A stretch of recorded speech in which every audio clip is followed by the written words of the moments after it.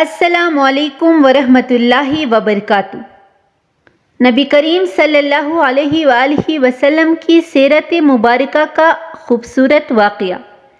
قافلہ ابی شہر سے تھوڑا پیچھے تھا کہ موسلا دھار بارش شروع ہو گئی۔ اونٹوں پر لدا ہوا سامان تجارت جو کہ کھجوروں اور اناج پر مشتمل تھا بکنے لگا۔ بارش سے محفوظ جگہ پر پہنچتے پہنچتے آدھا مال بک چکا تھا۔ منڈی میں پہنچ کر تاجروں نے مال اتارنا شروع کیا۔ ان تاجروں میں ایک بہت معصوم چہرے والا انتہائی خوش شکل نوجوان تاجر بھی موجود تھا۔ اس نوجوان تاجر نے جب اپنا مال اتارا تو اس کو دو حصوں میں تقسیم کر دیا۔ خشک کھجوریں اور خشک اناج ایک طرف رکھ دیا اور بھیگی کھجوریں اور اناج علیحدہ کر کے رکھ دیا۔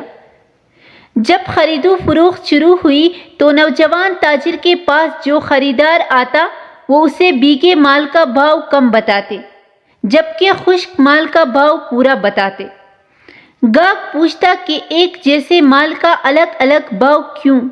تو وہ بتاتے کہ مال بھیگنے سے اس کا وزن زیادہ ہو گیا، خشک ہونے کے بعد وزن کم ہو جائے گا، یہ بددیانتی ہے۔